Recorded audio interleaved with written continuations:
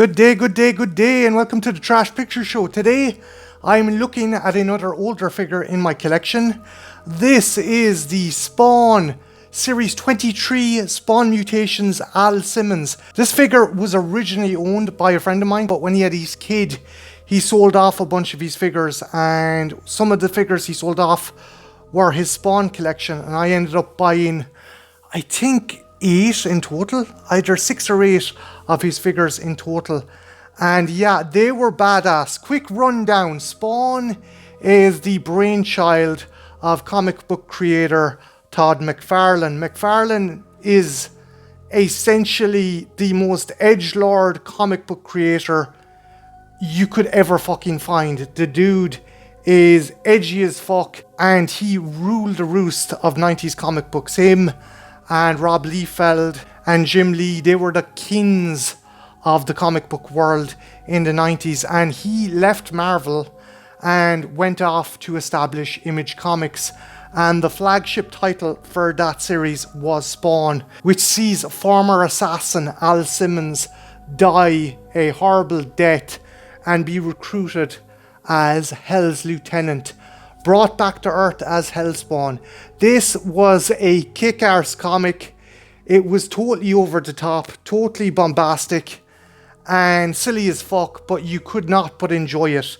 McFarlane also started an entire toy range, and Spawn was the springboard for that. Everyone knows McFarlane's movie Maniacs, and McFarlane was the dude who established that toys weren't just for kids, that adults could collect toys. And yeah, this figure is from wave 23 of the Spawn line. Yeah, McFarlane churned out wave after wave of these figures. And I have another one from this wave as well. But this is probably my favorite because, again, this is an alternate universe Al Simmons who died horribly in Vietnam and went to hell. And it is the most fucked up, badass looking thing ever. Again, McFarlane was a complete edgelord in his day, and this figure illustrates that perfectly. So first off, let's have a look at the figure before we look at a lot of his accessories, because he comes with quite a few. So yeah, here is Al Simmons after he got fucked up in Vietnam and went to hell. Now again, these early McFarlane figures, they're essentially statues. There is posability, but very limited. But that said, what it lacks in posability, it more than makes up for in detail. I mean, look at that. I mean, poor Al is fucking destroyed. So yeah, articulation wise, he's got a bit of articulation in this arm here. He's got a waist swivel, and he's got a bit of a thigh swivel here. But that's it. Again, these guys were statues, but they were fucking nice looking. Again, limited rotation in the head. But look at the detail. I mean, look at the poor fucker's intestines. He is absolutely fucked up. Like, the thing I really like about this guy as well, you'll notice he's got a head wound here. If you turn it to the back, you can see it goes right through his head and out his mouth. You can actually see that the fucking back of his head is missing. Again, that's a kick-arse figure. And he is absolutely fucking destroyed. As I said before, this is what if Al died in Vietnam. And it was not a clean fucking death by any means. He comes with a nice few accessories, and I'll show you the accessories. First off is this display stand. And it's interesting because you can attach it to other figure stands in the wave by these kind of little catches here. And there's also a thing that lets you rotate it while on display. That's pretty cool. Just flip it to the back there. This is a Todd McFarlane production. McFarlane Toys 2004, made in China. But yeah, it's pretty cool. You know, it isn't just a plain black stand. You can orientate the figure with it, so that's pretty badass.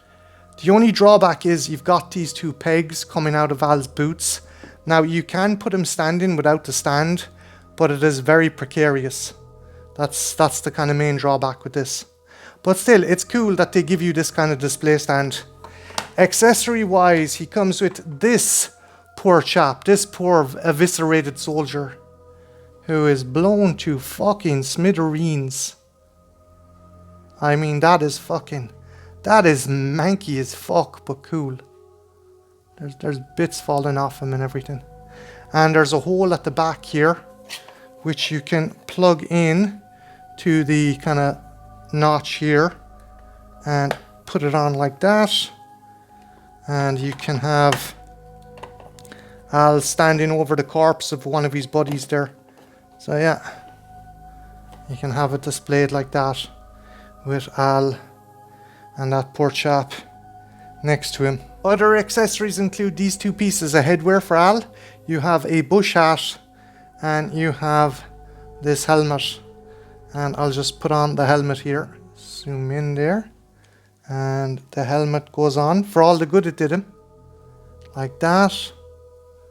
And yeah, you can see it there.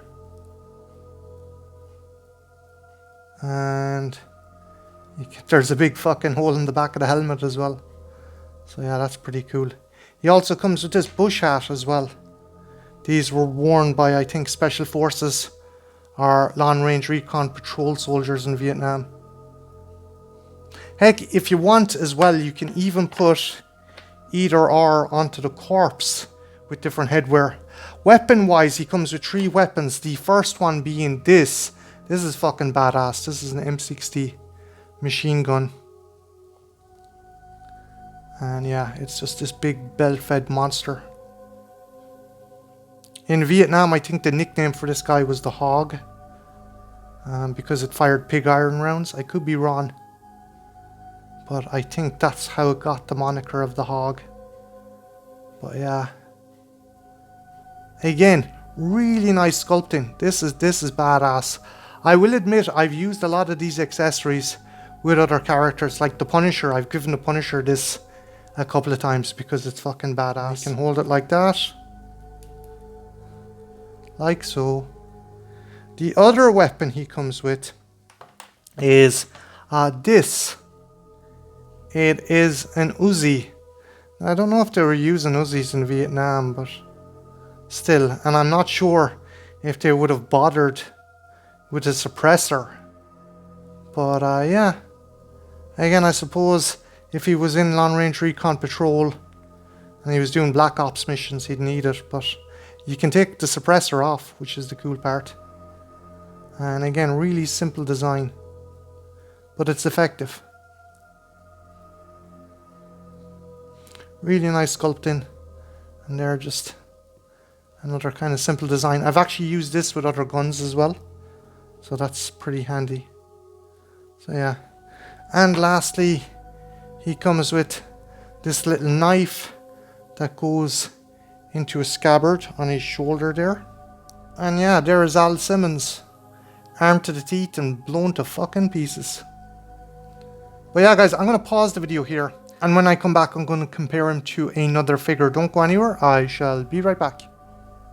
And we are back. And there is Al Simmons in my alleyway. And so I got a bit of a size comparison with a Marvel Legends. I'm going to put another former veteran turned vigilante next to him. I'm going to put my Punisher next to him there.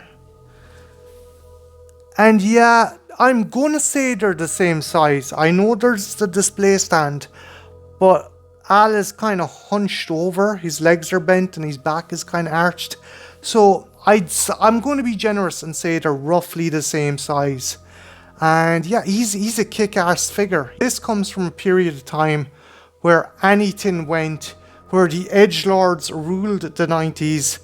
And yeah, you got badass figures like this. This is like something that would be on the front of a Cannibal Corpse t-shirt or a Megadeth t-shirt. It is that fucking badass. And yeah, he is one of my favorite Spawn figures. Sure, he isn't that articulate. Sure, he's just big and chunky and bombastic. But he looks so fucking badass. The accessories kick arse. As I said before, I have pilfered the accessories for other figures. And it's just a kick-arse figure. And yeah, I have another figure in this wave I'm definitely going to do a review of. But when it comes to all the Spawn figures I got off Chris, this is definitely my favourite. But yeah, guys, what do you think of this guy? Do you think he's kick-ass? Do you think he's too gross? Do you think he sucks because he's got very little articulation? Let me know in the comments below. And also, did you read Spawn back in the day or watch the animated show on HBO? Let me know that as well in the comments below. My name is Martin, this has been the Trash Picture Show, and yeah, have a good one. Take care. Bye now. You gave a gift to me in my young